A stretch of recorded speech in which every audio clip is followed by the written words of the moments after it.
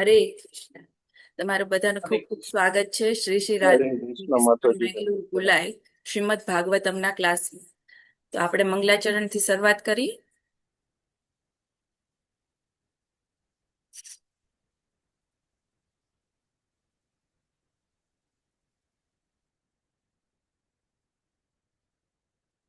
ઓમ જ્ઞાનતિમિરાંધસ્ય જ્ઞાનાંજન શલાકયા ચક્ષુરુન્મિલિतं येन तस्मै श्रीगुरुवै नमः।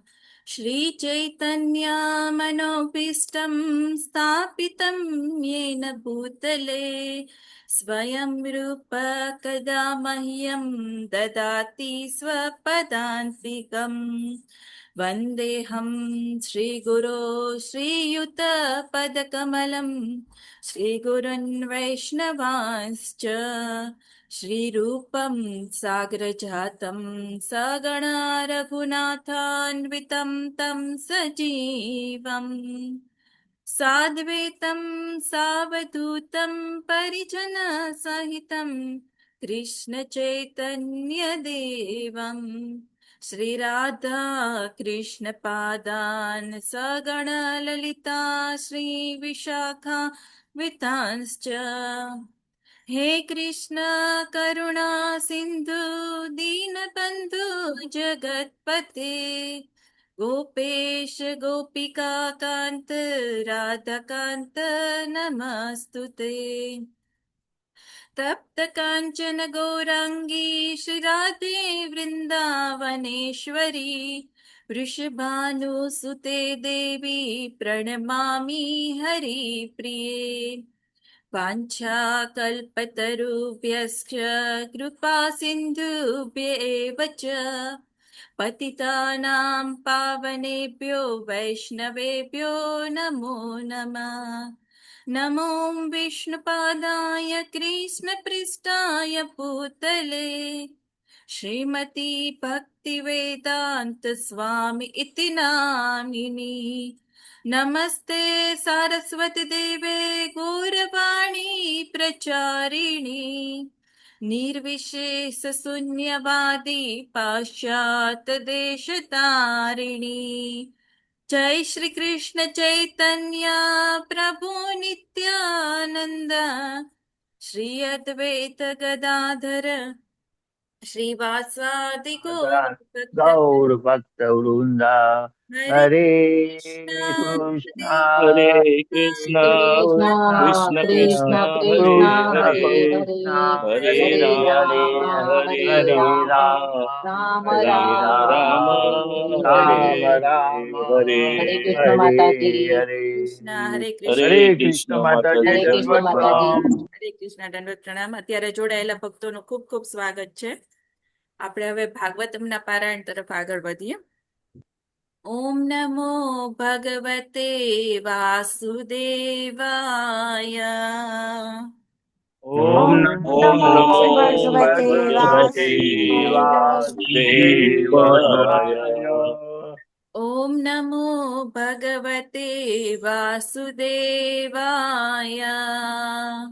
ઓમ ओम નમો नमो ભગવતે भगवते વાસુદેવાય. वासुदेवाय ઓમ નમો ભગવતે વાસુદેવાય।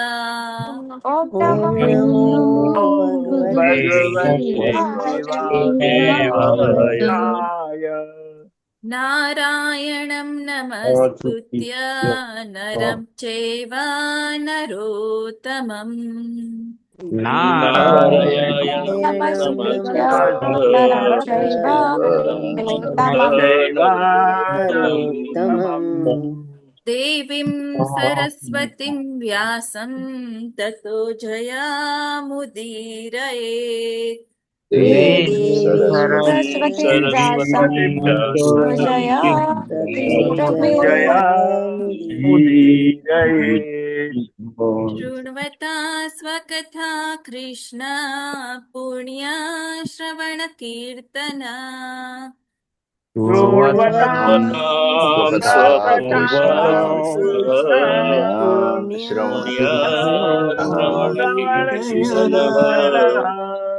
हृदयन्तस्थोय पत्राणि विधुनोति सुरत्सताम् हृदयन्तस्तु હૃદયંતઃ ભદ્રાણિ વિદુનોતિ શૃણોતિ સુરતસતા नष्टप्रायेष्वपत्रेषु नित्यं भागवत सेवया નષ્ટપ્રાયેષુ નષ્ટપ્રાયેષ્વભદ્રેષુ ભદ્રેષુ નિત્યં ભાગવત સેવયા भगवती उत्तमश्लोके भक्तिर्भवति नैष्टिकी ભગવતી ઉત્તમ ઉત્તમશ્લોકે શ્લોકે ભક્તિર્ભવતિ નૈષ્ટિકી. તો આપણે બધાએ નિત્ય શ્રીમદ ભગવદ્ ગીતા અને ભક્ત ભાગવતની સેવા કરવી જોઈએ. ભાગવતમની અને ભક્ત ભાગવતની આ સેવા કરવાથી શું થશે? આપણા હૃદયમાં રહેલા અભદ્ર અકલ્યાણ આ બધું દૂર થશે અને આપને ભગવાનના ચરણ કમળમાં નૈષ્ટિકી ભક્તિ પ્રાપ્ત થશે. હવે આજે એક દિવસ છે, પવિત્ર દિવસ છે. એ કયો દિવસ છે? ગુંડીચા માર્ચનો દિવસ. હા, ગુંડીચા માર્જનમ.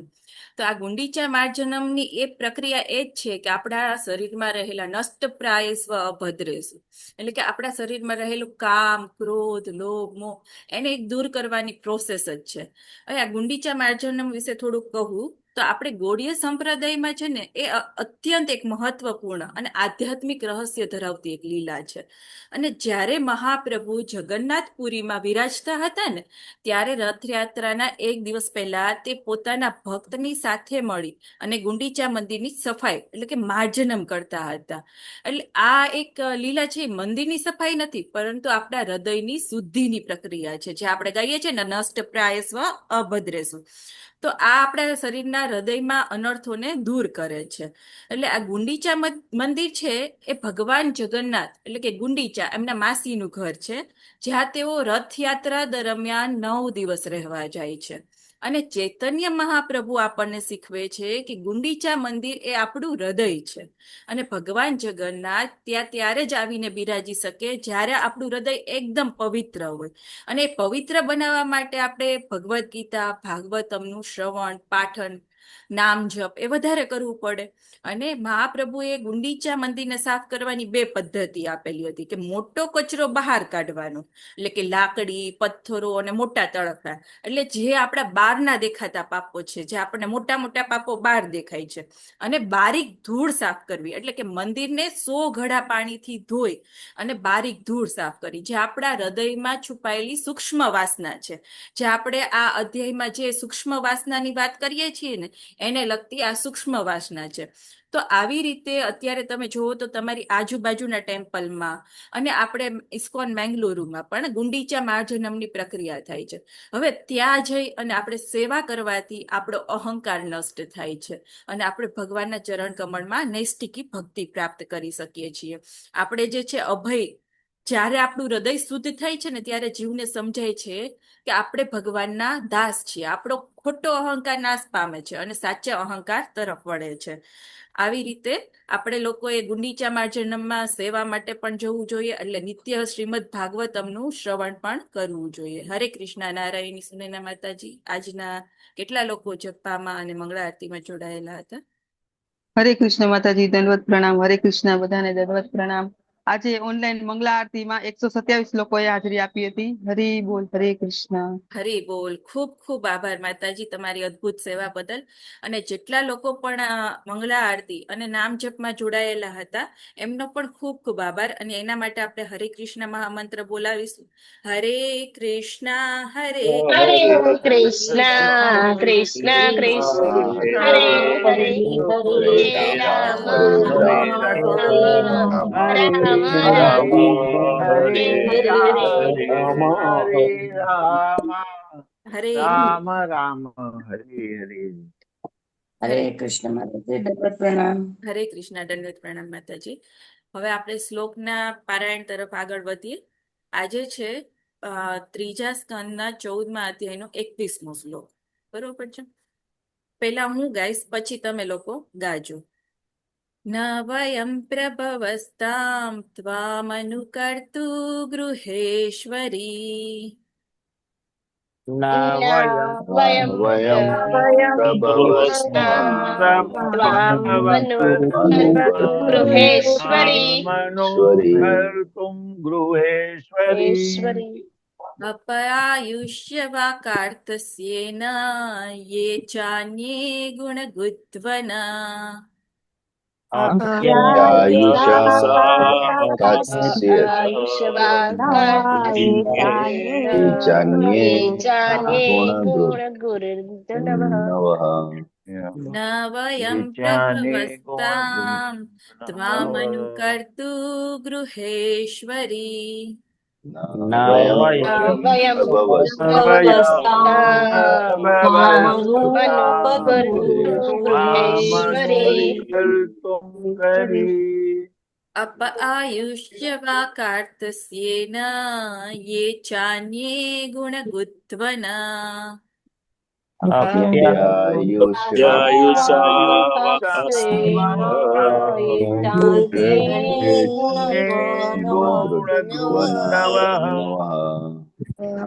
વયમ પ્રભવસ્તામ ત્વામ અનુકર્તુ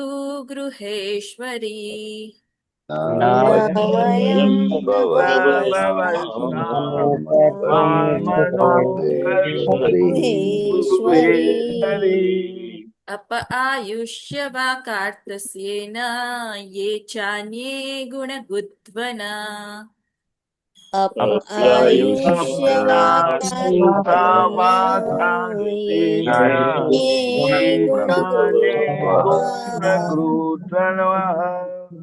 હરે કૃષ્ણ. પહેલા પ્રભુજી, પછી માતાજી. ન વયમ પ્રભવસ્તામ ત્વામનુકર્તુમ ગૃહેશ્વરી.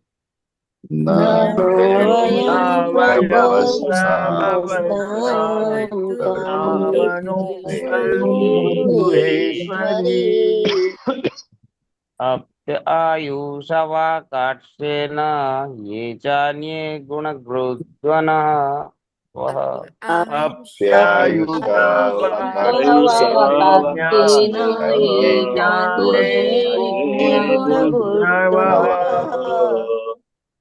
ન વયમ પ્રભવસ્તામ ત્વામનુકર્તુમ ગૃહેશ્વરી. ત્વામનુકર્તુ ગૃહેશ્વરી અપ્યાયુષાવાકાશ્રીણ્ય યે ચાને ગુણગૃધ્નવઃ. અપ્યાયુષાવકાશેન ચાન્યે ગુણગુર્નવઃ. ન વયમ પ્રવસ્તામ ત્વામ અનુકર્તુમ ગૃહેશ્વરી. ન વયમ પ્રભવસ્તામ ત્વામનુકર્તુમ ગૃહેશ્વરી. આયુષ્યવાકાટ્સ્યેન યે ચાન્યે ગુણગુર્નવઃ. અપ્યાયુષાવકાશેન યે ચાન્યે ગુણગુર્નવઃ. ન વયમ ન વયમ પ્રભવસ્તામ ત્વામનુકર્તુમ ગૃહેશ્વરી. ન વયમ પ્રભવસ્તામ ત્વામનુકર્તુ ગૃહેશ્વરી. આયુષાવાકાત્સ્યેન યે ચાન્યે ગુણગૃહ્ણવઃ. અપ્યાયુષાવકાશેન યે ચાન્યે ગુણગૃહ્ણવઃ. ન વયમ પ્રભવસ્તામ त्वामनुकर्तुं गृहेश्वरी न वयं प्रभवस्तां त्वामनुकर्तुं गृहेश्वरी अप्यायुषावकाश्येन ये चान्ये गुणकृतवः अप्यायुषावकास्तेन ये चान्ये गुणकृत्स्नवः न वयं प्रभवस्तां त्वामनुकर्तृं गृहेश्वरी न वयं प्रभवस्तां त्वामनुकर्तुं गृहेश्वरी अप्यायुषावाकात्स्येन ये चान्ये गुणकृत्स्नवः अप्यायुषावकाशेन ये चान्ये गुणकृत्स्नवः न वयं प्रभवस्तां त्वामनुकर्तुं गृहेश्वरी न वयं प्रभवस्तां त्वामनुकर्तुं गृहेश्वरी अप्यायुषावकाशेन ये चान्ये गुणकृत्स्नवः अप्यायुषावकाशेन ये चान्ये गुणकृत्स्नवः न प्रभवस्तां त्वामनुकर्तुं गृहेश्वरी न वयं प्रभवस्तां अनुकर्तुं गृहेश्वरी अप्यायुषावकास्तेन ये चान्ये गुणकृत्स्नवः अप्यायुषावकाशेन ये चान्ये गुणकृत्स्नवः न वयं प्रभवस्तां त्वामनुकर्तुं गृहेश्वरी न वयं प्रभवस्तां गृहेश्वरी आयुष्यवाकात्सेन ये चान्ये गुणकृत्स्नवः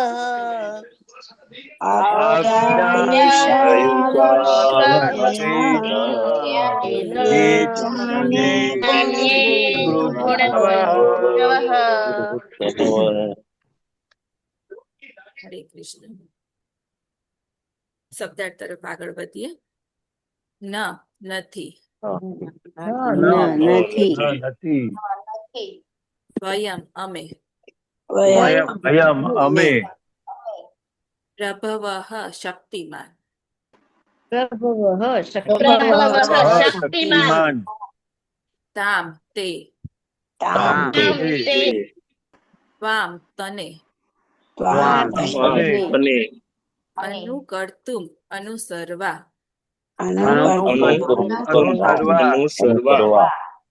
ગૃહ ઈશ્વરી હે ગૃહ રાણી,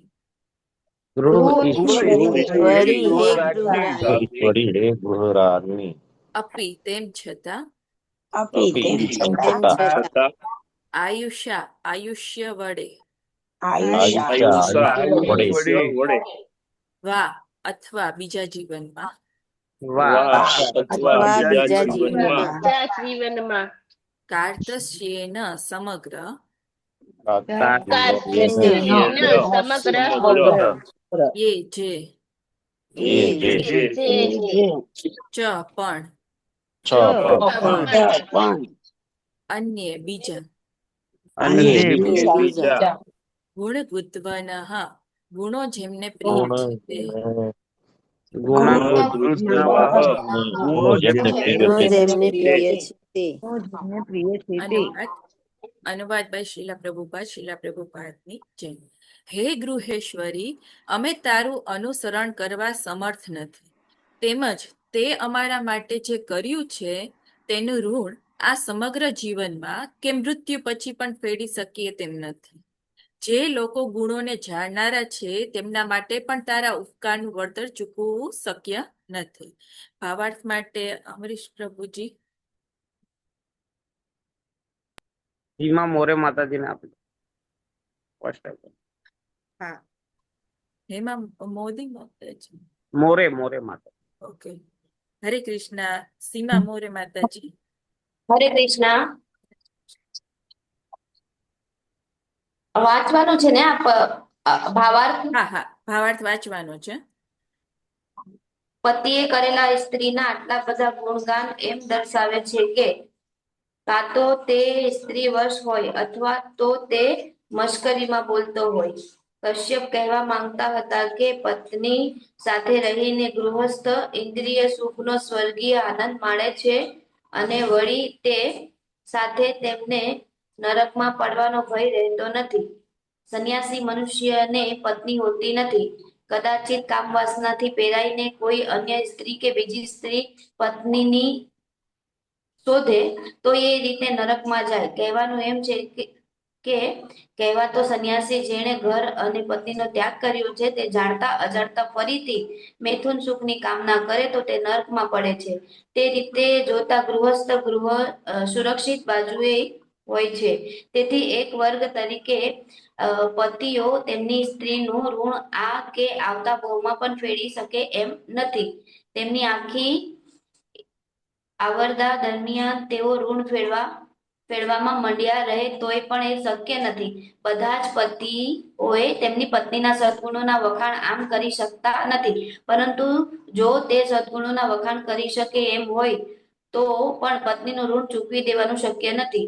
એ પતિ દ્વારા તેમની આવી અસાધારણ પ્રશંસા જરૂરી મજાક સ્વરૂપે કરી હોવી જોઈએ. હરે કૃષ્ણ. ખૂબ હરે કૃષ્ણ. ખૂબ ખૂબ ધન્યવાદ સીમા માતાજી, ખૂબ સરસ ભાવાર્થ વાંચવા માટે. હવે આપણે Thank આગળ you. જઈએ આમને આપણે સમજૂતી તરફ. ઓમ અજ્ઞાનતિમિરાન્ધસ્ય જ્ઞાનાંજન શલાકયા ચક્ષુરુન્મિલિતં येन તસ્मै શ્રી ગુરુવે નમઃ. નમો વિષ્ણુપાદાય કૃષ્ણપ્રેષ્ઠાય ભૂતલે શ્રીમતી ભક્તિવેદાંત સ્વામિતિ નામિને. નમસ્તે સારસ્વતી દેવે ગૌરવાણી પ્રચારિણી નિર્વિશેષ શૂન્યવાદી પાશ્ચાત્ય દેશતારિણી. હરે કૃષ્ણ. અહીં રહેલા સર્વ વૈષ્ણવ ભક્તોને પ્રાર્થના કરું છું. હું તો સાવ કહેવાય ને કે મારી કઈ લાયકાત નથી અહીં બોલવા માટેની, પણ મારા દીક્ષા ગુરુ અને શિક્ષા ગુરુની કૃપાથી અહીં કંઈક નાની એવી સેવા આપવાની કોશિશ કરું છું. તો જો તમે બધા પરમ વૈષ્ણવ છો તો મારાથી કંઈ બી ભૂલચૂક થાય તો તમે મને માફ કરજો. હવે આ જે શ્લોક છે ને, આમ તો પત્નીઓ જે બધી હોય ગૃહસ્થાશ્રમમાં એના માટેનો છે. એટલે આમ કહેવાય ને એના વખાણ કરે છે આ શ્લોકમાં. અને આપણે એ કેવી રીતે વખાણ કરે છે એ પણ જોઈએ. આપણે અગાઉ જોઈ ગયા કે ગૃહસ્થ જીવન એક આધ્યાત્મિક કિલ્લો છે. લગ્ન જીવનનું એક વૈદિક વિજ્ઞાન છે. એટલે કે તે માત્ર સામાજિક કરાર નથી, પરંતુ ચેતનાનું પરિવર્તન અને સુરક્ષાનું માળખું છે. બરોબર ને? હવે આપણે બે દ્રષ્ટિકોણ છે, ભ્રમ અને વાસ્તવિકતા. આધુનિક ભૌતિક દ્રષ્ટિકોણ ગૃહસ્થાશ્રમ વિશે કેવો છે અને વૈદિક આધ્યાત્મિક દ્રષ્ટિકોણ ગૃહસ્થાશ્રમ વિશે કેવો છે તે આપણે જોઈએ. તો સામાન્ય રીતે આપણે આપણા દેશને પુરુષ પ્રધાન દેશ કહીએ છીએ, જ્યાં સદીઓથી પુરુષ પોતાની જાતને ભૌતિક રીતે ઘરનો માલિક, સંચાલન કે સર્વોચ્ચ શક્તિ માને છે. એટલે પુરુષના મનમાં એક અહંકાર હોય છે કે હું કમાઉં છું અને આખું ઘર મારા આશરે ચાલે છે અને પત્ની પણ મારા આશરે જ છે. તો અહીં કશ્યપ મુનિ દીતિ માટે એક શબ્દનો ઉપયોગ કરે છે, ગૃહેશ્વરી. અને આપણે આગલા શ્લોકમાં જોયું હતું યમાશ્રિત્ય, એટલે કે જેનો આશ્રય લઈને એવા શબ્દોનો ઉપયોગ કરે છે. એટલે આ દેશ ભલે પુરુષ પ્રધાન દેખાતો હોય, પરંતુ આધ્યાત્મિક વિજ્ઞાન અનુસાર ગૃહસ્થ આશ્રમમાં પુરુષની વાસ્તવિક સ્ત્રી પ્રત્યેની તેની સેવા અને આધ્યાત્મિક રક્ષણ પર જ નિર્ભર કરે છે. આમ લગ્ન એ માત્ર શારીરિક ભોગનું લાયસન્સ નથી, તે પુરુષની અનિયંત્રિત ઇન્દ્રિયોને નિયંત્રણમાં રાખવાનું અને પ્રકૃતિનું સૌથી મોટું સુરક્ષા કવચ છે. અહીં ગૃહેશ્વરી, આ શ્લોકમાં મેઇન જે કહેવાય ને શબ્દ એ ગૃહેશ્વરી છે. એટલે આ શ્લોકમાં કશ્યપ મુનિ પોતાની પત્નીને માત્ર સ્ત્રી નહીં પણ ઘરની આધ્યાત્મિક સ્વામીની માને છે. અને કશ્યપ મુનિ કહે છે કે ન વય પ્રભવઃ, એટલે કે અમે સમર્થ નથી. કશ્યપ મુનિ સ્વીકારે છે કે પતિ ક્યારેય પત્નીનો આ ઋણ ચૂકવવા સમર્થ નથી.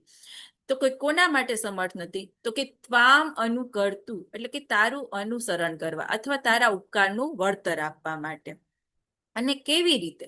તો કે અપી આયુષ્યા વા કાર્તસેન, એવી રીતે. એટલે ભલે આખું આયુષ્ય અથવા અનેક જન્મ કે સમગ્ર જીવન લગાડી દઈએ. એટલે આ દર્શાવે છે કે પત્નીના ત્યાગનું ઋણ એક જન્મમાં તો શું પણ અનંત જન્મોમાં પણ ચૂકવી શકાતું નથી. અને એ ચન્ય ગુણ બુદ્ધવના, એટલે કે ગુણોના પ્રશંસક મહર્ષિ ઋષિ એ સ્વીકારે છે કે કોઈ પણ વ્યક્તિ નિષ્પક્ષ ભાવે ગુણોનું મૂલ્યાંકન કરે ને તો તે પણ સ્વીકારશે કે પત્નીનો ત્યાગ અતુલ્ય હોય છે ગૃહસ્થાશ્રમ જીવનમાં. હવે આપણે આ ગૃહસ્થાશ્રમ જીવનને લગતું એક તમને ઉદાહરણ આપું. ધારો કે કોઈ એક મોટી કંપની ચલાવવાની હોય, બરોબર. એક કંપનીમાં કોઈ બી મજબૂત સિસ્ટમ હોય, નિયમો હોય તો જે કંપની બરાબર ચાલે. હવે એમાં એ કંપની ભાગીદારીમાં ચાલતી હોય, તો ભાગીદારીમાં ચાલતી હોય ને તો એમાં બંને પક્ષો એકબીજાના પૂરક હોય છે. હવે એવું ન હોય કે એક પક્ષ વધારે કામ કરે, બીજો પક્ષ ઓછો કામ કરે. બંને પક્ષ એકબીજાના પૂરક હોય ને તો જે કંપની બરાબર ચાલે. એવી રીતે સેમ આપણા ગૃહસ્થ જીવનમાં પણ આવું બને છે. પતિ અને પત્ની બંને એકબીજાના પૂરક હોય છે. જ્યારે આજે મોટા ભાગના લોકો કે યુવાન ગૃહસ્થ આશ્રમ જીવનને એક કરાર જ માને છે અથવા માત્ર શારીરિક કે ભાવનાત્મક જરૂરિયાતો પૂરી કરવાની વ્યવસ્થા માને છે. અને એમાં અત્યારે તો જોવા જઈએ ને તો લિવ ઇન રિલેશનમાં બધા રહે છે, જે ગૃહસ્થ આશ્રમને ફોલો પણ નથી કરતા. પણ આજના આ શ્લોકમાં પ્રજાપતિ કશ્યપ મુનિ અને તેમની પત્ની દિતિ વચ્ચેની વાતચીત ઉપરથી આપણે આમાંથી શીખવાનું છે કે ગૃહસ્થ આશ્રમ એ કોઈ માત્ર કરાર નથી પણ જીવનની આધ્યાત્મિક અને ભૌતિક યાત્રાને સુરક્ષિત રાખવામાં આવેલી એક સિસ્ટમ છે. હવે એક મહાન ઋષિ પ્રજાપતિ સંધ્યાકાળના સમયે ચેતનામાં બેઠા છે, એટલે કે ત્યાં સાંજનો સમય હાલે છે અને ત્યારે તમોગુણી ચેતના વધુ હોય છે. અને આ સમયે શિવજીના ભૂત પ્રેત ભ્રમણ કરે છે, તે આપણે જોઈ ગયા. અને બરાબર તે જ સમયે તેમના પત્ની દિતિ એક અસ્થિર માનસિકતામાં રજોગુણ અને તમોગુણમાં ગરકાવ થાય છે અને કામ વાસનાથી પ્રેરિત થાય છે. અને ત્યારે તે કશ્યપ મુનિ પાસે આવે છે, કારણ કે દિતિના મનમાં તે સમયે તેમની બહેન અદિતિના સંતાનો એટલે કે દેવતાઓની પ્રાપ્તિ જોઈને ખૂબ જ ઈર્ષાથી ઘેરાયેલા હતા. અને આ ઈર્ષા તેમને કામ વાસના તરફ લઈ જાય છે. આપણે શ્લોક નંબર 8 થી 10 જોયું કે એમાં ઈર્ષાને કારણે એ પતનમાં જાય છે. પતનના તબક્કા જોયા હતા કે કેવી રીતે પતન થાય છે. અને આ પ્રવૃત્તિ પ્રમાણે તે કશ્યપ મુનિ પાસે જાય છે અને જ્યાં તે ધ્યાનમાં બેઠા છે અને તેમને સંતાન પ્રાપ્તિની માંગણી કરે છે. સામાન્ય રીતે આપણે જોઈએ ને તો કોઈ પણ વ્યક્તિ, કોઈ પણ મહાન ઋષિ કે કોઈ પણ યોગી જો ધ્યાનમાં બેઠા હોય અને એના ધ્યાનમાં ભંગ પડે ને તો એ વ્યક્તિને ક્રોધે આવે છે. આપણે દુર્વાસુ મુનિનું એક્ઝામ્પલ છે કે એ વારંવાર ક્રોધે આવી જતા હતા, એવી રીતે ક્રોધે આવે છે. તો એક તરફ આમાં સતોગુણમાં કશ્યપ ઋષિ છે અને બીજી તરફ ઈર્ષા અને કામ વાસનાથી ગ્રસ્ત દિતિ છે. એટલે જ્યારે બીજી દ્વિતિ જે છે એમની પાસે આવે અને વિદ્વાન એવું સંબોધ્યું હતું, આપણે પહેલા આગળના શ્લોકમાં વિદ્વાન એવું સંબોધ્યું હતું. એટલે દિતિ એના પતિને તેમને ગૃહસ્થ જીવન પ્રત્યેની ફરજ યાદ અપાવે છે. અને એક સમય એ સંધ્યાકાળનો સમય હોય છે, જે દિવસ અને રાતનો સમય હોય છે, બરોબર છે ને. આપણે આમાં જોઈ શકીએ છીએ જે દિવસ અને રાત વચ્ચેનો સમય હોય છે. અને તે સમય ચેતનાનો પણ સમય હોય છે. એટલે ચેતનામાં સત્વગુણનો પ્રભાવ ઘટે છે, આમાં બતાવ્યું છે, અને તમોગુણનો પ્રભાવ વધે છે. અને જો આ સમયે ગર્ભાધાન કરવામાં આવે ને તો તેમાંથી દિવ્ય ચેતના વાળા નહીં પણ આસુરી ચેતના વાળા બાળકો થાય છે. એટલે સમયના પ્રભાવને ઓળખ્યા વગર માત્ર આવેગમાં આવેલું કાર્ય કરવાથી હંમેશા પતન જ થાય છે, તેવું કશ્યપ મુનિને ખબર હતી. એટલે એમને કેવું થયું કે એક બાજુ ગૃહસ્થ આશ્રમ તરીકેની પતિ તરીકેની એમને ફરજ નિભાવવાની હતી અને બીજી બાજુ સંધ્યાકાળનો સમય હતો. એટલે આ ધર્મ સંકટ તેની સામે આવીને ઊભું રહ્યું હતું. હવે આવી પરિસ્થિતિમાં તે ક્રોધમાં આવવાને બદલે અંદરથી આખી પરિસ્થિતિને તે સંભાળે છે અને તે કેવી રીતે વાત કરે છે ને તે આ શ્લોકમાં સમજાવ્યું છે. હવે અહીં આ શ્લોકની મેઇન શરૂઆત ક્યાંથી થઈ છે કે સંધ્યાકાળના સમયથી શરૂઆત થઈ. એટલે કે પહેલા જ્યારે અગાઉના શ્લોકમાં આપણે વર્ણન જોઈ ગયા કે સંધ્યાકાળમાં તમોગુણનો પ્રભાવ વધારે હોય છે અને તે અજ્ઞાન અને આવેશ એટલે કે અંધકારનો પ્રભાવ હોય છે અને ત્યારે તમોગુણ વધુ હોય છે. એટલે જ્યારે વ્યક્તિની વિવેક બુદ્ધિ એ સાચું શું અને ખોટું શું એની ખબર નથી પડતી. મગજ છે ઉચ્ચ આદર્શ વિશે કે બધાના માટે શું સારું છે ને એ નથી વિચારતું, પરંતુ તે પોતાના માટે જ વિચારે છે. અહીં સેમ દીતિ સાથે પણ આવું થયું હતું. દીતિ પણ સંધ્યાકાળે પોતાના આવેગને રોકી ન શકી અને તે પોતે અજ્ઞાનને કારણે કશ્યપ મુનિ પાસે જતા રહ્યા અને પોતાના માટે જ વિચારે છે. આવી રીતે દીતિ જોવા જઈએ ને તો કોઈ સામાન્ય સ્ત્રી નહોતી, પરંતુ તે એક બ્રહ્માંડના સર્જક એવા બ્રહ્માજીના માનસ પુત્રમાંની તેમની એક પુત્રી હતી અને તે અત્યંત શક્તિશાળી હતા. તે અત્યંત ઉચ્ચ સંસ્કારી કુટુંબમાં જન્મેલી, વૈદિક જ્ઞાનથી સમૃદ્ધ કુટુંબમાં જન્મેલી હતી અને તેમના લગ્ન છે એ મહાન ઋષિ કશ્યપ સાથે થયા હતા. પણ અહીં દીતિની ઈર્ષા અને તેમની કામ વાસના એ પતન તરફ લઈ જાય છે. અને આપણે આ ભૌતિક જગતને જોવા જઈએ ને તો આપણે જે સંધ્યાકાળની અંધારી રાતની વાત કરી તમોગુણની, તો આ ભૌતિક જગત પણ છે ને એક અંધારી રાત જેવું છે. અહીંયા બહાર છે ને અંધારી રાત બતાવે છે આખું, આ અંધારી રાત જેવું છે, બરોબર. અને અંધારી રાતમાં આપણી ભૌતિક ઇન્દ્રિયો છે, આ બધી ભૌતિક ઇન્દ્રિયો છે, એ ભૌતિક ઇન્દ્રિયોને હિંસક લૂંટારા કહેવાય છે. એટલે આ જગત એવું છે, આખું જગત એવું છે કે કોઈ પણ દિશાહીન વ્યક્તિ આધ્યાત્મિક જ્ઞાન વગર, એમને કોઈ દિશા ખબર નથી કે જીવનનું લક્ષ્ય શું છે, એવી વ્યક્તિ રાત્રિના અંધકારમાં નકશા કે સુરક્ષા વગર ચાલવા નીકળે પડે ને તો અજાણ્યા વિસ્તારમાં દરેક જગ્યાએ એને લૂંટાઈ જવાનું જોખમ રહેલું હોય છે. અને આ જ માનવ જીવનનું અસ્તિત્વ બતાવે છે. આપણે જોઈએ ને તો શીલા પ્રભુપાદ તેના લેક્ચરોમાં ઘણી વખત કહે છે કે આ ભૌતિક જગત માયાનું સામ્રાજ્ય છે અને આપણી ઇન્દ્રિયો જેમ કે આંખ, કાન, સ્પર્શ, આ બધી ઇન્દ્રિયો જ્યારે અનિયંત્રિત હોય ને ત્યારે તે લૂંટારાની જેમ કામ કરે છે. એટલે એ વ્યક્તિની આંતરિક શાંતિ, તેનો કિંમતી સમય અને આધ્યાત્મિક સંપત્તિને લૂંટીને લઈ જાય છે. એટલે જો કોઈ પણ વ્યક્તિ કોઈ પણ જાતના નિયંત્રણ વગર જીવે ને તો તે પોતાના ઘરમાં લૂંટારાને જ આમંત્રણ આપે છે. એટલે અહીં કહેવાયું છે તેમ શાસ્ત્રના નિયમ વગરનો જીવ ઇન્દ્રિય રૂપી લૂંટારા સામે સંપૂર્ણપણે અસહાય બની જાય છે. અને દીતિ પોતાની કામ વાસના અને અસુરક્ષાના પ્રભાવ નીચે સાવ ભૂલી ગઈ હતી કે અંધારી રાતમાં લૂંટારાઓ સક્રિય બન્યા છે. એટલે ઇન્દ્રિયો એટલી બધી આક્રમક હોય છે ને અને આ જગત આટલું બધું ભયાનક હોય છે ને કે કોઈ પણ સાધક જે સાધનામાં બેઠા હોય અને સત્વગુણમાં હોય ને તો તે પોતાનું રક્ષણ કેવી રીતે કરે ને એનો જવાબ આપણને આ શ્લોકમાં મળે છે. હવે અહીં કશ્યપ ઋષિ દીતિને ખાસ સંબોધન કરે છે. તેઓ દીતિને ગૃહેશ્વરી કહીને બોલાવે છે. આ ગૃહેશ્વરી એટલે કે ઘરની અધિષ્ઠાત્રી કે ઘરની રાણી. અને તેઓ સ્પષ્ટપણે કહે છે ભાવાર્થમાં કે આખા આયુષ્યમાં પત્નીનું આ ઋણ ક્યારે તેઓ ચૂકવી શકે તેમ નથી. એટલે એ કઈ પત્નીને ખુશ કરવા મીઠા શબ્દ નથી વાપરતા, તેઓ વ્યવહારિક સિદ્ધાંત સમજાવે છે. એટલે કે ગૃહસ્થ જીવનને આના આગલા શ્લોક નંબર જે આપણે 20મા શ્લોક નંબરમાં એક કિલ્લો કહેવાયો છે, આ કિલ્લા સાથે સરખામણી કરેલી છે. અને કિલ્લાનું મુખ્ય કામ શું હોય તો કે અંદર રહેલા લોકો, જે અહીંયા અંદર રહેલા લોકો હોય ને એનું બાહ્ય હુમલાથી રક્ષણ કરવું. અને આ આધ્યાત્મિક દિવાલો આપણી આધ્યાત્મિક યાત્રાની દિવાલો છે. એટલે કે નિયામિક નિયમન જીવનશૈલી જે આપણને શીલા પ્રભુપાદ નિયમો આપેલા છે. 4 નિયમો, આપણે હરે કૃષ્ણ મહામંત્રનો જપ, શ્રીમદ ભગવદ્ ગીતા, ભાગવતમનું વાંચન, શ્રવણ, એ આપણી નિયમિત જીવનશૈલી છે. અને આ નિયમિત જીવનશૈલીમાં જો આપણે હશું ને તો આ કિલ્લાનો રાજા એટલે કે સાધક કે પતિ કોઈ બી હોય, એ રાજા એક મજબૂત સેનાપતિ વગર પોતાનો કિલ્લો અહીં મજબૂત સેનાપતિ છે, એના વગર તે પોતાનો કિલ્લો ક્યારેય સાચવી શકે નહીં. અને કશ્યપ મુનિ અહીં સ્વીકારે છે કે તેની પત્ની દીતિ એ આધ્યાત્મિક કિલ્લાના સેનાપતિ છે અને પત્ની દ્વારા કરાયેલી વ્યવસ્થા અને તેના આશ્રયમાં રહી પતિ પોતાની અજય ઇન્દ્રિયોના શત્રુઓને પરાજિત કરી શકે છે. એટલે સામાન્ય રીતે સ્ત્રી પુરુષનો આશરો લે છે ગમે ત્યારે.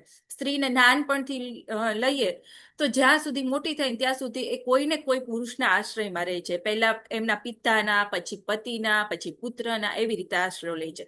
પણ પ્રભુપાદ અહીં આ શ્લોકમાં કશ્યપ મુનિ પત્નીનો આશ્રય લે છે એવું કહ્યું છે. અને મારા ગુરુ મહારાજ હિઝ હોલીનેસ જયપતાક ગુરુ સ્વામી મહારાજ કહે છે, પતિએ પત્નીની સેવાને ક્યારેય ટેક ઇટ ફોર ગ્રાન્ટેડ ના લેવી જોઈએ. એટલે કે એક વૈષ્ણવ પતિ હંમેશા પત્નીનો આભારી રહે છે. કારણ કે આપણે અગાઉ જોયું ને તે પ્રમાણે કોઈ બી વૈષ્ણવ પત્ની છે એની ધર્મમાં, પછી રોજબરોજના જીવનમાં બધામાં સહાય કરે છે અને સહભાગી બને છે. અહીં કશ્યપ મુનિ જેવા મહાન ઋષિ જેઓ પોતે સમાધિમાં બેઠા છે અને તેઓ તેની પત્નીને જો આટલું ઊંચું સ્થાન આપી રહ્યા હોય તો આપણને એમ થાય, ભાવાર્થમાં કીધેલું છે, આપણને એમ થાય કે આ મજાક તો નથી કરી રહ્યા ને, અથવા તો પરિસ્થિતિ ટાળવા માટેની ચાલાકી તો નહીં હોય ને. કારણ કે તેઓ જાણતા હતા કે આ સમય છે ને અશુભ છે, સંધ્યાકાળનો સમય, અને તેઓ આ વાતચીત લંબાવે ને તો આ સંધ્યાકાળ વીતી જાય અને અશુભ સમય જતો રહે. આમ આપણને આ શ્લોક પરથી એમ થાય કે કોઈ પણ સિદ્ધ યોગી તેના પત્નીને આટલા બધા આધીન કેમ હોઈ શકે. આપણે જ્યારે આમ વાંચીએ ને તરત એમ થાય કોઈ પણ સિદ્ધ યોગી એના પત્નીને આટલા બધા આધીન હશે કે એના આટલા બધા વખાણ કરતા હશે. તો આને સમજાવવા માટે શ્રીલ વિશ્વનાથ ચક્રવર્તી ઠાકોર તેની ટીકામાં સમજાવે છે અને તેઓ કહે છે કે કશ્યપ મુનિ આ ગૃહેશ્વરી સંબોધવામાં એક કુશળતા કે એની રણનીતિનો ભાગ છે. તેની પાસે સમય પસાર કરવાની યુક્તિ હતી. જેમ કે આ જે અશુભ મુહૂર્ત ચાલે છે ને સંધ્યાકાળ, એ વીતી જાય. અને આપણે બધા જાણીએ છીએ કે માત્ર લગ્ન કરવાથી ઇન્દ્રિયો આપોઆપ કંટ્રોલમાં આવી જતી નથી. આ ગૃહસ્થ આશ્રમ આમ જોવા જઈએ ને તો આપણા માટે એક સેફટી નેટની પ્રક્રિયા છે, એટલે આપણી સેફટી છે. કેવી રીતે? તો અહીં કશ્યપ મુનિએ જાણતા હતા કે જો મનુષ્ય અનિયંત્રિત કામ વાસનાનો ભોગ બને ને તો તે સીધા પતન તરફ જાય છે. અને જો પુરુષ લગ્ન ન કરે, કડક બ્રહ્મચર્ય ન પાડી શકે, તો તે પર સ્ત્રી તરફ આકર્ષાઈને નરકમાં જઈ શકે છે. પરંતુ તેમણે અહીં પત્નીને ગૃહેશ્વરી, એટલે કે તેને ગૃહેશ્વરી શું કરે છે, તે નિયંત્રિત ભોગની મંજૂરી આપી તેને પાપમાંથી બચાવે છે. અને આ રીતે પત્ની પતિનું નરકમાંથી રક્ષણ કરે છે. અને જો કોઈ પણ વ્યક્તિ સંન્યાસ આશ્રમમાં રહે પણ કામનાને નિયંત્રિત ના કરી શકે ને તો તે પાપમાં પડી અને નરકમાં જઈ શકે છે, જે એક પ્રકારે આધ્યાત્મિક આત્મહત્યા છે.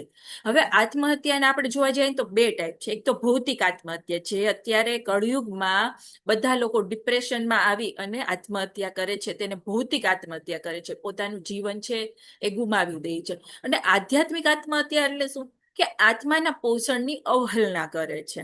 તે આત્માને પોષણ નથી આપતા, હરે કૃષ્ણ મહામંત્રનો જાપ નથી કરતા, કૃષ્ણને શરણાગત નથી થતા. અને કશ્યપ મુનિ એ હકીકતનો સ્વીકાર કરે છે. એ માટે કશ્યપ મુનિ કહે છે કે અમે આખી જિંદગી સેવા કરીએ ને તો પણ પત્નીનું આ ઋણ ચૂકવી ના શકીએ. હવે ગૃહસ્થ આશ્રમમાં બીજી રીતે જોવા જઈએ ને તો પત્ની જ, આપણે જોઈએ તો અન્નની, બીજી બધી વ્યવસ્થાની, બાળકોને સંભાળવાની, ઘરને સંભાળવાની, આ બધી વ્યવસ્થાની દેવી તે જ છે. તે જ આખા સમાજને પોષણ આપે છે. હવે જોવા જાય એક દિવસ પણ લેડીઝ જો ઘરમાં ન હોય ને, એક કે થોડાક દિવસ, તો ઘર આખું વેર વિખેર થઈ જાય છે. એટલે લેડીઝ વગરનું ઘર કહેવાય ને, ઘર જેવું રહેતું નથી. અને શ્રીલ પ્રભુપાદ તેના પ્રવચનમાં ગૃહસ્થ આશ્રમ વિશે વારંવાર ભાર મૂકે છે. એ લગ્ન જીવનને ઇન્દ્રિય તૃપ્તિનું કોઈ મુક્ત લાયસન્સ નથી સમજતા, કે તેને મન ફાવે તેમ ભોગવવાનું સાધન નથી, પરંતુ તે ભોગને નિયંત્રિત અને શુદ્ધ કરવા માટેની મર્યાદા છે. એટલે જ્યારે કશ્યપ મુનિ દીતિને ગૃહેશ્વરી કહે છે ને ત્યારે તેઓ પોતાનો આધ્યાત્મિક અહંકાર છોડી રહ્યા છે.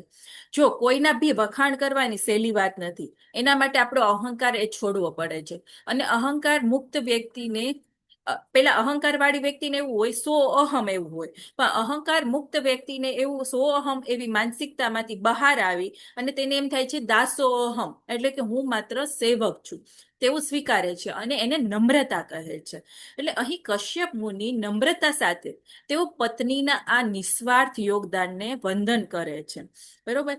જે તેમને પાપમાંથી બચાવે છે. એટલે સંપૂર્ણ નિયંત્રણ પોતાની પાસે રાખવાનો ભ્રમ એ ખરેખર મોટી નબળાઈ છે. જે મેં તમને પહેલા સમજાવ્યું કે ભૌતિક દ્રષ્ટિકોણે પતિ છે એ પોતે એમ માને છે કે હું જ ઘરનું કહેવાય ને માલિક છું, મારા આશરે જ બધું રહેલું છે. તો આ ભ્રમ એ ખરેખર મોટી નબળાઈ છે.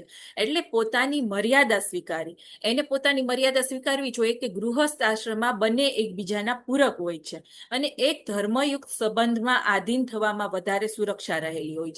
અને ગૃહસ્થ આશ્રમમાં સાથે સાથે ધર્મનું પાલન પણ કરવું જરૂરી છે. આના ઉપરથી આપણને એમ ખબર પડે કે જો ગૃહસ્થ આશ્રમ આટલો બધો મજબૂત હોય, તેમાં આટલી બધી સુરક્ષા હોય, તો ઘણા લોકો સંન્યાસ કે વૈરાગ્ય કેમ લે છે. તો આ માટે આપણે બે વાહનોની સરખામણી કરીએ અને ગૃહસ્થ આશ્રમમાં કેવું હોય છે અને સંન્યાસ આશ્રમમાં કેવું હોય છે તે આપણે જોઈએ. હવે આપણે ઇતિહાસમાં એવા ઘણા લોકો જોયા છે કે જે પોતાનો સુરક્ષિત કિલ્લો છોડી અને કઠોર તપસ્યા તરફ વળ્યા છે. અને આવું કેમ છે તો એ આપણે જોઈએ. તો એક આપણે બ્રહ્મચર્ય કે સંન્યાસ આશ્રમને એક મોટરસાયકલ સાથે સરખાવીએ અને ગૃહસ્થ આશ્રમને એક અહીં બતાવ્યું છે એમ કાર સાથે સરખાવીએ. હવે મોટરસાયકલ ઉપર તમે ક્યારેક જોતા હશો, ક્યારેક તમે મોટરસાયકલ ઉપર બહાર ફરવા જશો ને તો મોટરસાયકલની ગતિ છે ને, જો આડા હવડા રસ્તા, નાના એવા રસ્તા, એ રસ્તામાંથી ઇઝીલી મોટરસાયકલ નીકળી જાય, જ્યારે એ જગ્યાએ કારને નીકળવું અઘરું પડે છે.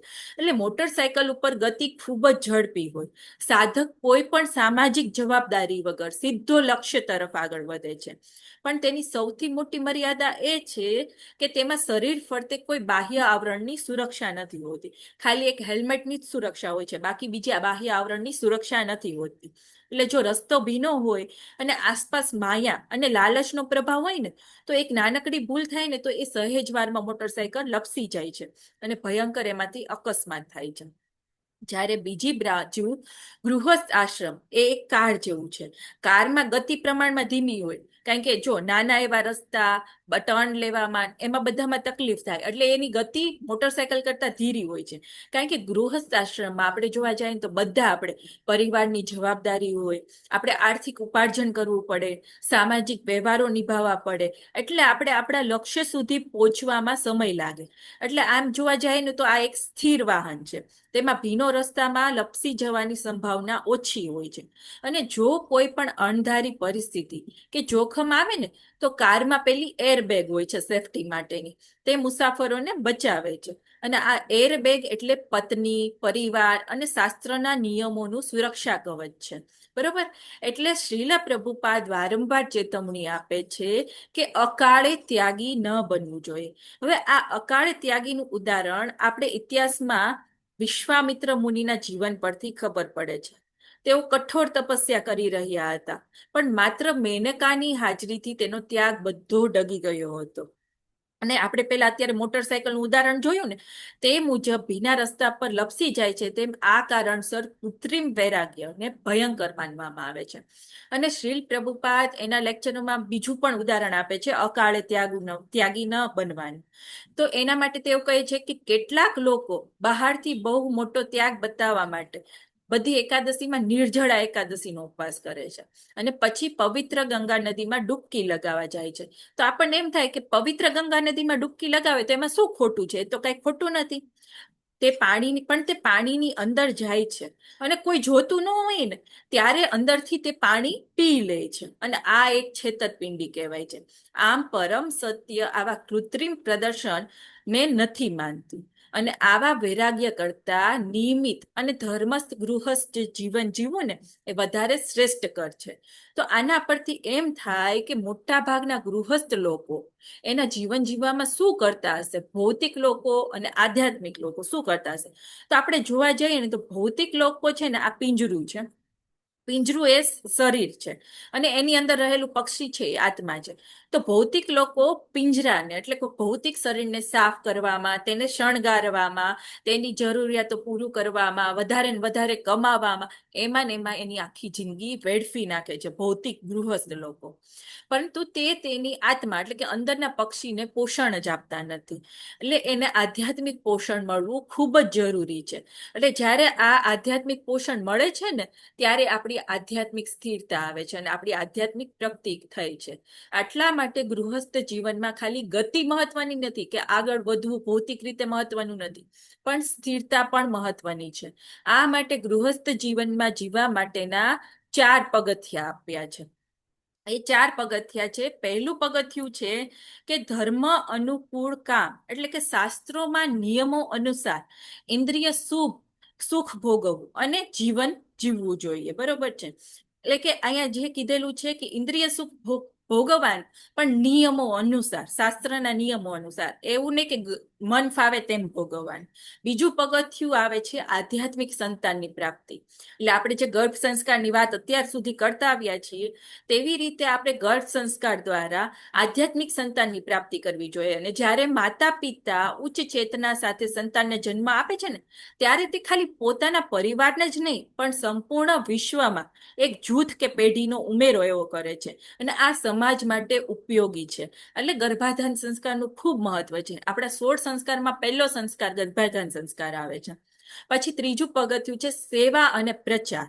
આ બધું થઈ ગયું, એટલે કે જીવનમાં બધી થોડી સ્થિરતા આવી. પછી સમાજમાં આપણે આધ્યાત્મિક જ્ઞાન અને ભૌતિક મદદ પાછી આપવી જોઈએ.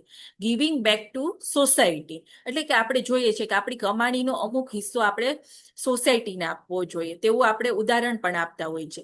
અને આપણે આધ્યાત્મિક જ્ઞાન અને પ્રચાર પ્રસાર પણ કરવા ખૂબ જરૂરી છે. અને ચોથું પગથિયું, છેલ્લું પગથિયું, જેને આપણે વાનપ્રસ્થ કહીએ છીએ, જ્યાં જીવનમાં પતિ અને પત્ની બંને સાથે મળીને ભૌતિક જવાબદારીમાંથી મુક્ત થઈ સંપૂર્ણપણે ભક્તિમાં ઊંડા ઉતરે છે. આ આખી યાત્રામાં એક રીતે તેઓ બંને સાથે ચાલે છે. અને આ આખી યાત્રામાં પત્ની પોતાના પતિને શ્રેયસ, એટલે કે આધ્યાત્મિક કલ્યાણમાં પૂરેપૂરા 50% સમાન ભાગીદાર થાય છે. એટલે તેને અર્ધાંગિની કહેવામાં આવે છે. હવે અહીં કશ્યપ મુનિ અને દિતિ વચ્ચેની આ વાતચીત એ જ કહે છે કે પત્ની માત્ર ભૌતિક સહાયક નથી, પરંતુ આધ્યાત્મિક પ્રગતિનો એક હિસ્સો છે. એટલે જો આમાં ગૃહસ્થ આશ્રમ કે સંન્યાસ આશ્રમ, આપણને એમ થાય કે આ બંને આશ્રમમાં શું સારું છે એવું આપણને થાય, તો આના લગતું એક તમને ઉદાહરણ આપું. જો સંન્યાસી હોય ને તે લાલ વસ્ત્ર પહેર્યા હોય અને ગૃહસ્થ હોય એને શ્વેત વસ્ત્ર પહેર્યા હોય, તો આ એક એની બાહ્ય વ્યવસ્થા છે.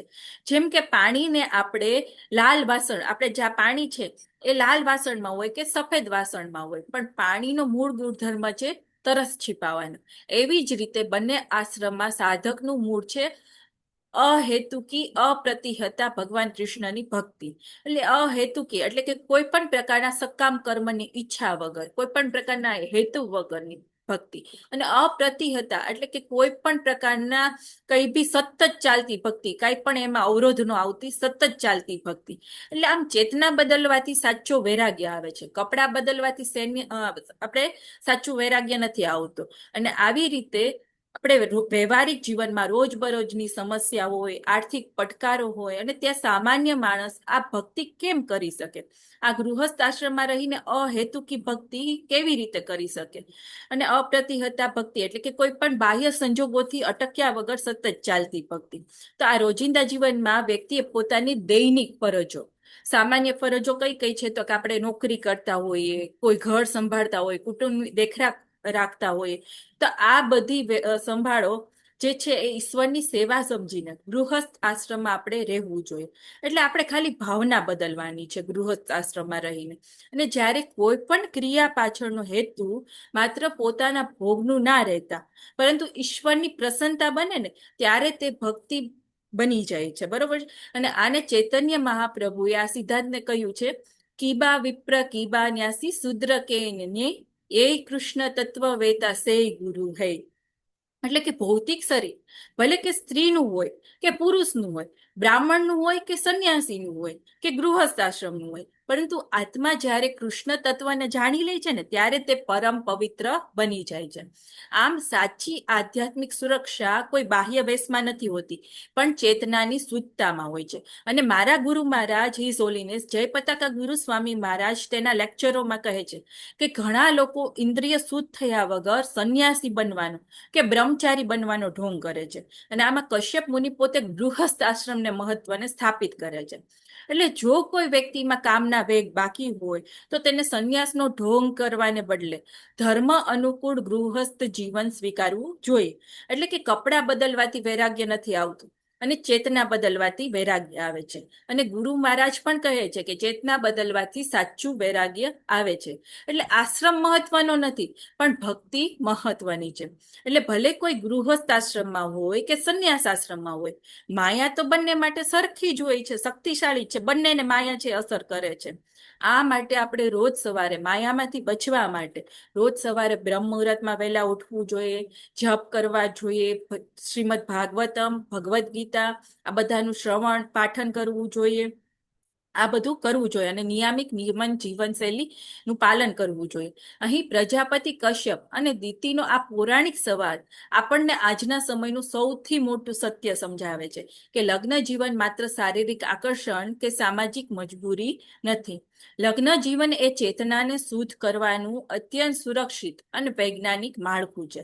અને જ્યારે બે વ્યક્તિ પોતાના અહંકાર અને ઇન્દ્રિય સુખ માટે નહીં, પરંતુ એકબીજાની આધ્યાત્મિક પ્રગતિ, જેને સમસિદ્ધિ હરિતોષણા એટલે કે પરમ સત્યની પ્રસન્નતા માટે જીવે છે ને, ત્યારે સ્થિતિ કંઈક અલગ જ બને છે અને તે શુદ્ધ ભક્તિમાં પરિણમે છે. અને આ સ્થિતિમાં તે સામાન્ય મકાનમાં નથી રહેતા. જ્યારે ઘરના કેન્દ્રમાં કૃષ્ણ આવી જાય ને, ત્યારે ઇન્દ્રિય પર નિયમન આવી જાય છે, સંબંધોમાં સાચો આદર ઉત્પન્ન થાય છે, ત્યારે તે ભૌતિક ઘરનું પરિવર્તન વૈકુંઠમાં થાય છે. અને એવું સ્થાન બની જાય છે જ્યાં માયાનો કોઈ પણ સ્થાન સામે તે અડીખમ ઊભા રહી શકે છે. અને પ્રભુપાદ પણ એના લેક્ચરોમાં કહે છે, if you centre your home around Krishna, your home is no longer material house, it is Vaikuntha. અને આ શ્લોક પરથી આપણને એ શીખવા મળે છે કે એક ગૃહસ્થ આશ્રમ એ ભોગશાળા નથી, પણ સુરક્ષાનો કિલ્લો છે.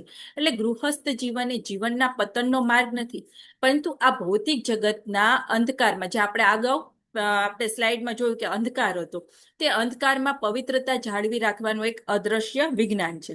અને જ્યારે કશ્યપ જેવા મહાન ઋષિ સ્વીકારે છે કે તેઓ તેના પત્નીના આધ્યાત્મિક ઓથ અને ત્યાગનું ઋણ ક્યારેય ચૂકવી શકતા નથી. એટલે પત્ની એ ગૃહસ્થ આશ્રમની સેનાપતિ છે, જે પતિને આધ્યાત્મિક આત્મહત્યા એટલે કે પતનમાંથી બચાવે છે.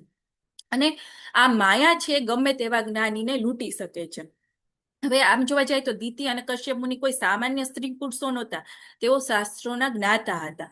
પણ દિતિના મનમાં ઈર્ષાનો ભાવ જાગ્યો અને પતન થયું. આ દર્શાવે છે કે સાધનામાં સહેજ પણ બેદરકારી, શાસ્ત્રોના નિયમોની અવગણના અને સમયની અવહેલના એ વિનાશને નોતરે છે. એટલે આજે લોકો દિતિની જેમ પોતાના જીવનની સરખામણી બીજાના ભૌતિક જીવન સાથે કરે છે અને પરિણામે તેમાંથી ઈર્ષા અને અસંતોષ જન્મે છે, જે તેમને પતન તરફ જ દોરી જાય છે. એટલે આપણે આ સરખામણી બંધ કરી આપણે જે પણ ભૌતિક સ્થિતિ હોય તેનો સ્વીકાર કરી અને આપણી આધ્યાત્મિક પ્રગતિ પર ધ્યાન દેવું જોઈએ કે આપણે કેવી રીતે કૃષ્ણને વધારે ને વધારે પ્રસન્ન કરી શકીએ છીએ. એટલે શ્રીલા પ્રભુપાદ એમ પણ કહે છે કે અકાળે ત્યાગી બનવા કરતા ગૃહસ્થ આશ્રમની જવાબદારી સ્વીકારવાની છે. એટલે આપણે આપણી ઇન્દ્રિયોને જબરદસ્તી દબાવવાની નથી, પણ તેને નિયંત્રિત કરી અને આપણે ભગવાનની સેવામાં જોડવી જોઈએ. એટલે આજના લોકો એવું વિચારે છે કે અમે તો સંસારી છીએ, અમારે તો આટલા કામ હોય છે, આ બધા કામ હોય છે, તો અમે લોકો ભક્તિ કેમ કરીએ? ભક્તિ તો સંન્યાસ અને વૈરાગી લોકોનું કામ છે, એવું તે લોકો આપણને પણ કહેતા હોય છે. પણ જ્યારે સંસારમાં આપણે બધાને માયા સામે લડવું હોય ને, તો ગૃહસ્થ આશ્રમ જ એ આપણા માટે માયા સામે લડવા માટેનો વિજય મેળવવાનો આમ જોવા જાય ને તો એક અજય કિલ્લો છે. એટલે પતિ પત્ની એકબીજાનો આદર કરી ભગવાન હરિની પ્રસન્નતા માટે જીવવાનું શરૂ કરશે ને, તો આ સંસારનો કોઈ પણ અંધકાર કે મુશ્કેલી તેના પરિવારને તોડી શકશે નહીં. અને ઘરમાં શુદ્ધ ભક્તોનું આગમન થશે, જે પોતાના માટે જ નહીં પણ આખી સૃષ્ટિ માટે કલ્યાણકારી હશે. અને તો તમે જોવા જાઓ તો અમારા ગુરુ મહારાજ છે, हिज होलीनेस जयपताक गुरु स्वामी महाराज, તેમનો પત્ર છે, यदि पति और पत्नी दोनों भक्त हो तो वह क्रमशः उन्नतिशील भक्ति योग में प्रवृत्त हो सकता है, अन्यथा सामान्यतः गृहस्थ आश्रम में विशेष आध्यात्मिक उन्नति नहीं हो पाती. એટલે ગૃહસ્થ આશ્રમમાં ઉન્નતિ કરવા માટે આપણે બંને પતિ પત્નીએ બંને સાથે મળી અને ભક્તિ કરવી જરૂરી બને છે અને ત્યારે આપણું ઘર છે એ વૈકુંઠ બને છે. અહીં મારી વાણીને વિરામ આપું છું. જો મારાથી કઈ ભૂલચૂક થઈ હોય તો મને માફ કરજો. વાંછા કલ્પતરુભ્યશ્ચ કૃપા સિંધુભ્યૈવ ચ પતિતાનાં પાવનેભ્યો વૈષ્ણવેભ્યો નમો નમઃ. અનંત અનંત કોટી અનંત કોટી વૈષ્ણવની જય. વૈષ્ણવ કી શિલા જય, શિલા પ્રભુપાદની જય. પ્રભુપાદ ગુરુ કી જય, મહારાજની જય. ગ્રંથરાજ શ્રીમદ જય. ભાગવતમ ભાગવતમ કી જય, કી જય. સદગુરુ દેવ કી દેવ જય. કી જય. જય. હરે હરે કૃષ્ણ કૃષ્ણ હરે હરે કૃષ્ણ કૃષ્ણ કૃષ્ણ કૃષ્ણ કૃષ્ણ હરે હરે હરે હરે હરે હરે રામ રામ હરે હરે રામ રામ રામ રામ રામ હરે હરે હરે હરે કૃષ્ણ માતાજી જય માતાજી, જય દંડવત કૃષ્ણ દંડવત પ્રણામ. પ્રણામ. હરે કૃષ્ણ હરે દંડવત કૃષ્ણ પ્રણામ. માતાજી હરે દંડવત કૃષ્ણ પ્રણામ. હરે કૃષ્ણ માતાજી દંડવત પ્રણામ. હરે કૃષ્ણ દંડવત પ્રણામ. કાલે રથયાત્રા છે તો બધા જેટલું બને એટલું જોડાજો. હરે કૃષ્ણ. અમરીશ પ્રભુજી. હરે કૃષ્ણ માતાજી. દર્શના ભટ્ટ માતાજીએ સુદામા સેવા કરેલી છે. હરે કૃષ્ણ. તો આપણે દર્શના ભટ્ટ માતાજીએ જેમને સુદામા સેવા કરેલી છે એમને ભગવાનના ચરણ કમળમાં નૈષ્ટિકી ભગવાન ભક્તિ પ્રાપ્ત કરે અને વધારે ને વધારે ગૃહસ્થ આશ્રમમાં રહી અને વધારે ને વધારે ભક્તિ તરફ તે આગળ વધે એના માટે આપણે પ્રાર્થના કરીએ અને હરે કૃષ્ણ મહામંત્રનો જપ કરીએ એમના માટે. હરે કૃષ્ણ હરે કૃષ્ણ હરે કૃષ્ણ કૃષ્ણ કૃષ્ણ હરે કૃષ્ણ હરે હરે રામ રામ રામ હરે હરે રામ હરે હરે.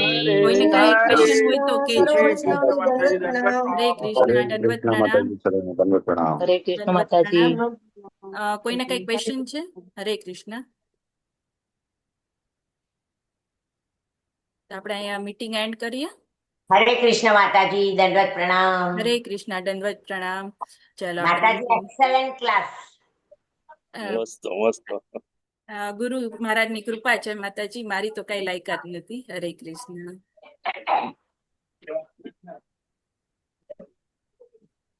Recording stop.